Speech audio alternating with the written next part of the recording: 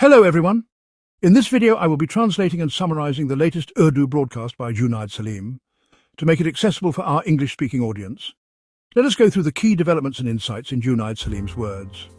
Today, we will discuss whether the world is heading toward a third world war after the attack on Qatar by Iran or not. Why are the American attacks on Iran proving to be disgraceful sins? Is Trump being blackmailed by Israel? After the American attack, Iran has targeted every inch of Israel. What will happen next? How the proposal to award Trump the Nobel Prize has become a thorn in the throat of our rulers.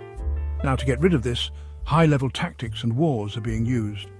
How Maryam Nawaz has outperformed her father and uncle in her actions, and what the TikTok gang has done in a year, this will also be discussed.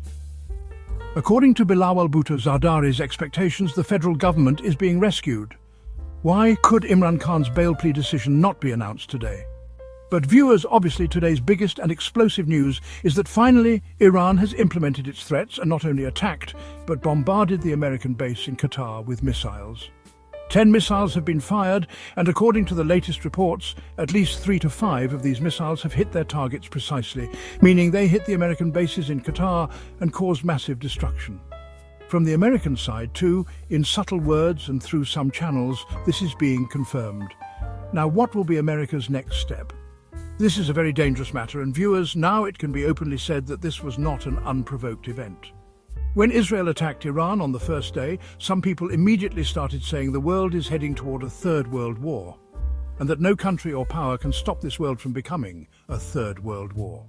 Now, in these suspicions, the reality is coming to light. After this Iranian counterattack, it can be said with full certainty that this war is no longer just between Israel and Iran. If America attacked directly, Iran has responded with a direct retaliatory attack on America as well. Viewers, the next topic is about the American attack on Iran, which you might have heard targeted 3 nuclear plants. Regarding the B-52 bombers, it is said that 152 aircraft, including 52 bombers, attacked Iran, and afterward, Iran retaliated as expected. Iran has sounded an alarm for all countries where American bases are present, or where American support is visible regarding the attacks on Iran. Now, let us see what happens next. In the coming days, no one seems to be giving any good news. America attacked Iran and targeted 3 nuclear plants, supposedly. America, with 7 B-52 bombers and 125 aircraft, attacked Iran, and Iran dropped 12 bombs containing 3,000 kilograms of explosives, targeting the 3 nuclear facilities. Despite such a massive attack, viewers, surprisingly, none of the 3 nuclear facilities suffered any significant damage. Even more surprisingly, the International Atomic Energy Agency confirmed that no traces of radiation were found in any of the attacked sites. How is it possible that Iran, which was supposedly making uranium or atomic bombs, was bombed so heavily, yet there was no radiation? There is no evidence of uranium leakage or uranium presence or contamination. It can be said that no damage was caused to the uranium reserves in these plants. Now, Iran claims that it had already moved the uranium from the Fordow nuclear plant to a safe place in March. Iranian sources say America even warned them before the attack. Various speculations are being made. Some analysts say Donald Trump is being blackmailed by the Jewish lobby and Netanyahu. American social media is full of reports that Donald Trump is allegedly involved in the Jeffrey Epstein sex scandal, and the evidence is supposedly in the hands of Israel, which is why he is being blackmailed by Israel. Jeffrey Epstein's private island hosted many important personalities from around the world for debauchery, including underage girls. According to American social media, between 1980 and 2004, Donald Trump visited Jeffrey Epstein's island several times and even traveled on his private jet at least 7 times, with pictures circulating widely on social media. Whatever the reason, by attacking Iran, Donald Trump has grossly deviated from his previously firm stance against wars. However, after the Iranian attack, America has announced that if Iran does not retaliate, America will not launch further attacks. Iran says it reserves the right to retaliate against America as well, but will choose the time and place itself. Just hours after the American attack, Iran launched a massive retaliatory attack on Israel, reportedly the largest Iranian attack so far. The Khaibar Shikan missile was used, which destroyed several buildings in Tel Aviv. Initial reports say 24 Israelis were killed, and the number of injured is in the hundreds. Iran says from now on, any attack will be unbearable for Israel. Another major development is that the Iranian parliament has approved closing the Strait of Hormuz. Viewers, this is a very important sea route and I have already explained the details. About 20% of the world's daily oil needs and over 30% of gas supplies pass through here. Approximately 75 to 90 large oil tankers pass through the Strait of Hormuz daily, most of which carry oil to China, Japan, Korea, Pakistan and India. Therefore, closing the Strait of Hormuz entirely would cause severe problems for these countries. So, my personal opinion is that Iran may not completely close the strait, but might target specific additions via its allies there. Now, viewers, today Israel also launched new and full-strength attacks on Iran. Israel targeted the headquarters of the Pakistani, a university and an Iranian prison, which is said to hold its rebels or traitors, many of whom were likely to be executed or forced to reveal secrets within a day. That prison's gate or interior was attacked with missiles. It is said there has been heavy loss of life at the Pakistani headquarters. Netanyahu has announced he will not let the war with Iran escalate, but he did not say he is seeking peace. Rather, he said they will end the story quickly. This means that Netanyahu and Israel, drunk on arrogance, believe they will soon militarily and administratively paralyze Iran and start a regime change operation by installing their puppets. Viewers, a few days ago, when such things were said, many would have believed that maybe these two countries, Israel and America, will manage this together. But viewers, as time passes and Iran continues to react, this no longer seems easy. Because in response to Israeli attacks, Iran has launched the biggest missile attack on Israeli cities so far, raining missiles for 40 minutes. Surprisingly, the Israeli defense system failed to intercept even one missile. All missiles hit their precise targets, causing severe fear and terror in Israel. Hatred for war has also started to rise there. Thousands of Jews are attempting to flee Israel, many traveling on foot toward the Egyptian border. The footage of these fleeing Israelis is going viral on social media. Seeing this, even the rich and powerful are beginning to respond. Viewers, just when people here had started listing the virtues of nominating Donald Trump for the Nobel Prize, America's attack on Iran spoiled all the forced intellectual efforts. Even the self-appointed Safati touts had begun to promote Trump's nomination for the Nobel Prize. But now they do not know how to backtrack. Before this, government and court jobs were never this difficult. Trump's nomination for the Nobel Prize is the biggest blunder of the current hybrid regime and will haunt them forever, just like many other issues. This nomination will prove to be the greatest curse. The rulers imposed on the country, the so-called Form 47 rulers, are so addicted to slavery that they do not care about national dignity or honor anymore. They are ready to cross every limit no matter what. Flattery is surprising. What's astonishing is that Israel itself has not demanded a Nobel Prize for Trump, yet our government has called it an opportunity for itself and has now become the target of criticism worldwide. Even Iran's ambassador, Reza Amiri Muqaddam, held a news conference questioning the government of Pakistan, asking, if a person like Trump can be awarded a Nobel Prize, then how can someone guilty be punished? Now, this Nobel Prize game has completely backfired, after which the government has ordered all TV channels not to mention the Nobel Prize in any program. This is what they've said, and the order is strict. Programs should be recorded, and if any guest mentions the Nobel Prize, that part should be edited out.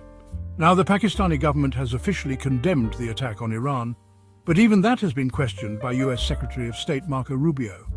Rubio has revealed the whole story, saying that all the countries that are condemning America have privately agreed with us behind closed doors that your action is justified. Except for Iran, no country has objected to our attacks. This is a very strange thing because all the countries include even big Islamic countries and non-Islamic countries. If Rubio's statement is taken as correct, then this is only for their popular relations. That is, about the rulers of Pakistan. This fact has already been proven before. You may remember from WikiLeaks, through which it was revealed that the then Prime Minister of Pakistan, Yusuf Raza Gilani, told America to openly continue drone attacks in Pakistan, and we will only verbally support these attacks to deceive the public. This was in the WikiLeaks official US records. In the upcoming National Security Committee meeting, deep concern was expressed over the attacks on Iran's 3 nuclear facilities. But it was deemed inappropriate to name who carried out the attack, nor was any condemnation made. In foreign affairs, our rulers have taken the same hypocritical path that they adopted decades ago. Apart from the era of Imran Khan's brother-in-law, the policy remains fully in place. Though this hybrid regime's existence is itself a disgrace for them, its biggest misfortune is that whenever they think they have dealt with Imran Khan and that he has become irrelevant, suddenly circumstances arise that make Imran Khan the most relevant person, not just in Pakistan but in the Muslim world. As soon as America attacked Iran, social media filled with videos of Imran Khan's statements in support of Palestinians and against Israel, especially the interview where Imran Khan absolutely said no to allowing American bases in Pakistan. At that time, perhaps the world did not fully realize Imran Khan's courage. But after America attacked Iran by using the airspace of various countries, the Muslim world realized that only the son of Shaukat Khanum had the courage to say absolutely no. There are many big names in the Muslim world, Adwan Mohammed bin Salman, but all rulers are only capable of verbal spending and do not move beyond that. During the 2-day period, Imran Khan's absolutely not video is being rapidly shared on Iran's social media. Now, when Maryam Nawaz became Punjab Chief Minister, in her very first speech, she said corruption was her red line. But the audit reports of 2024 and 25 have revealed that her red line was actually a green line. According to the Auditor General's report, Punjab government was involved in fraud, mismanagement and misuse of government funds worth 1 trillion rupees in just 1 year. This shows that Maryam Nawaz's government is not only a fake mandate, but also the worst example of corruption and mismanagement. In just 1 year, Madam CM's government carried out actions that make even the governments of her father and uncle look like angels. According to the Auditor General's report, Punjab government's daily financial irregularities are in the crore rupee range, something rarely seen in any provincial government across South Asia. Now, regarding the 8 cases against Imran Khan on May 9, the bail application decision has not yet been announced. The 2-judge bench reserved the verdict today and said it will be announced at 3 o'clock. A large number of PTI workers and leaders were present at the Lahore High Court for the verdict, making it a huge gathering. After that, Aliyah Hamza said that wherever we stand, that place automatically becomes a gathering, because, as they say, the queue starts exactly where we stand. Then, at around 5:30, the court announced the decision would be postponed until tomorrow. This naturally caused disappointment and anger among supporters. Various speculations spread on social media. Lawyers say the verdict was not to be announced today because Imran Khan's lawyer, Barrister Salman Safdar, played a brilliant and powerful card at the last moment. He withdrew Mian Mahmood Rashid's bail application, preventing the court from delaying the verdict again and forcing judges to make a decision on Imran Khan's bail. Meanwhile, the Supreme Court Lahore Registry also had pending cases being heard by Chief Justice Afridi. It is said that perhaps the judges feared giving a verdict in Imran Khan's favour in the Chief Justice's presence, so the verdict was postponed. Anyway, Imran Khan's bail application has been pending for 2 years. Initially the case was not heard, and now the decision is delayed. We can only pray that Allah gives our judges the ability to deliver justice. I have also repeatedly said that the Pakistan People's Party is riding on a very ugly horse of hypocrisy. It is fully part of this system, stuck to it with no division. Some days they act as opposition, but only as a third-rate drama, and then immediately return to their real agenda. I said a few days ago that no matter what happens, there is no question that the PPP will oppose the budget. When the budget was presented, PPP Assembly members raised their voices strongly, saying this budget would extinguish the poor's household fire and was a death sentence for farmers. They said government employees were slaughtered with a blunt knife in this budget, things that even PTI never said. This emotional rhetoric was repeated by PPP's members in the provincial and national assemblies and the Senate. It seemed they would pull out all their knives when the budget was passed. But today, Bilawal Bhutto announced that the government presented an excellent budget after working day and night. This is why we do not favour Bilawal. He's a remarkable man who has learned so much at such a young age. His party is now fully supporting the budget. PPP's members who were previously loudly speaking against the budget and recorded doing so, now appear to be silent behind closed doors. Now the budget, which is full of corruption and exploitation, has suddenly become a friendly budget. God help us be a little more aware. Cameras are everywhere. Everything you say and declare is recorded and you will be badly chased down. After Bilawal's statement, there was much debate, and the PPP also decided that politics now will only be based on hypocrisy. Today, Bilawal clearly spoke the words of his masters, saying PTI should change its policy and stop demanding the release of prisoners. Bilawal, your grandfather was in jail when the movement was active. Big fires happened then, people were even kidnapped. You are saying do not demand the release of prisoners, but your grandfather did not have such a large mandate, and yet the majority now demand the release of prisoners. Bilawal said PTI only wants prisoner release, but PTI supporters are 80 to 90% of the people. The rest want prisoners to remain jailed for life. While saying this, Bilawal seems to forget the struggles of his own mother and grandfather, but intoxicated by power, he has become reckless.